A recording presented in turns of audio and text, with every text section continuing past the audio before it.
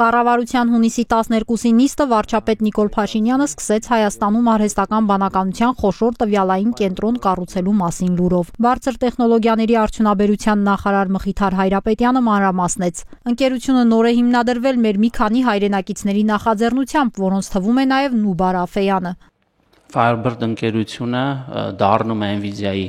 եվրոպական տարածաշրջանում գլխավոր գործընկերներից մեկը, Հայաստանում այս մեծ նախագիծը իրականացնելու նպատակով նախատեսում են 26 թվականից սկսել ծրագրի իրագործումը։ Այո, ճիշտ նշեցիք, Firebird-ի հայտարարության մեջ նշված է, որ շուրջ 500 միլիոն ԱՄՆ դոլարի ներդրում է նախատեսում իրականացնել, որը նաև ենթադրում է մինչև 100 մեգավատ էլեկտրաէներգիայի սպառում։ Նման օրինակ ենթակառուցվածքները շահագործելու նպատակով ընդհանրապես էներգիան եւ ռեսուրսները չափազանց կարեւոր են եւ այստեղ մենք հայտարարել ենք, որ Հայաստանը պատրաստ է ունի այդ հզորությունները տրամադրելու։ Պետք է նշել, որքանով որ դա հնարավոր կլինի իհարկե հասկանալի կերպով, խոսքը նոր սերնդի գրաֆիկական պրոցեսորների մասին է, որ Firebird-ը պետք է ձեռք բերի Nvidia ընկերությունից, որ այս պահի դրությամբ աշխարհի ամենաառաջատար տեխնոլոգիան է համարվում։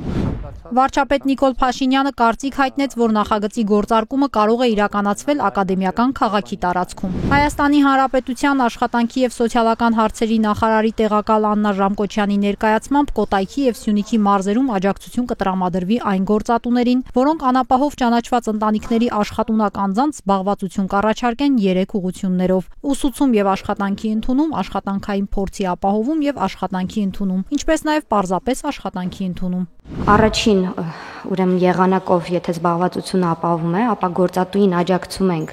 հիմնականում ըստ էության 2 մասով։ Միջոցառման միջոցով պետությունը գործատուին կփոխհատուցի այն կրթական ծախսերը, որոնք կպահանջվեն շահառուին ոչ ֆորմալ կրթության ապահովման նպատակով, բայց ոչ ավելի քան 250,000 դրամի չափով։ Երկրորդ բաղադրիչը այս ուրեմն ուղղությամբ պետությունը կապահովի նաև գործատուին աջակցություն առնվազն 6 ամիս ժամկետով կնքված աշխատանքային պայմանագրի դեպքում 6 ամիս ժամկետով ամսական 50,000 դրամի չափով շահառուի աշխատավարձից հաշվարկվող հարկերի եւ պարտադիր վճարների փոխհատուցումը։ Կդրվի առնվազն 6 ամիս ոչ ֆորմալ կրթություն ստացած շահառուի հետ պայմանագիր կնքելու պարտադիր պահանջ։ Աշխատանքի ընդունման դեպքում գործատուն կնքում է պայմանագիր առնվազն 6 ամիս ժամկետով։ Գործատուին կփոխհատուցվի աշխատավարձի վճարման համար ամսական 165,000 դրամ ներառյալ հարկերը եւ պարտադիր վճարները։ Երկրորդ ուղղությամբ, երկրորդ դեպքում գործատուն ուրեմն պարզապես կնքում է պայմանագիր, կրկին նվազագույնը 6 ամիս ժամկետով աշխատանքային պայմանագիր մեր շահառուներից որը մեկի հետ եւ այս դեպքում ունի հնարավորություն առնվազն առաջին 3 ամսվա ընթացքում ապահովելու որոշակի, այսպես ասած, պրակտիկա կամ աշխատանքային փորձառություն, որի շրջանակում գործատուին 3 ամիս ժամկետով մենք կփոխհատուցենք աշխատավարձի վճարման համար ամսական 165,000 դրամ ներառյալ հարկեր պարտադիր վճարներ։ Գործատուի մոտ աշխատանքային փորձառությունը այս 3 ամսը անցնելուց հետո եւս 3 ամիս կստանա գործատուն աջակցություն արդեն նորից նույն առաջին բաղադրիչի նման աշխատավարձից հաշվարկվող հարկերի եւ պարտադիր վճարների փոխհատուցման ձևով մինչև 50,000 դրամի չափով։ Երրորդ բաղադրիչը, երբ որ պարզապես կկնքի պայմանագիր գործատուն շահառուներից անապահով ճանաչված շահառուներից որևէ մեկի հետ, ապա կստանա աշխատավարձի սուբսիդավորման աջակցություն։ Վարչապետն արձագանքեց անապահովության գնահատման նոր համակարգի ռազմավարական նպատակն աջակցելն է մարդուն, որ հաղթահարի աղքատությունը։ Փաշինյանը կրկնեց, աղքատությունը հաղթահարելու գործիքն աշխատանքն է, ապա ներկայացրեց նոր համակարգի տրամաբանությունը։ Մենք հիմա հետեւյալ տրամաբանությամբ ենք գնում, որ անապահով գնահատված ընտանիքի աշխատունակ անդամին առաջարկելու ենք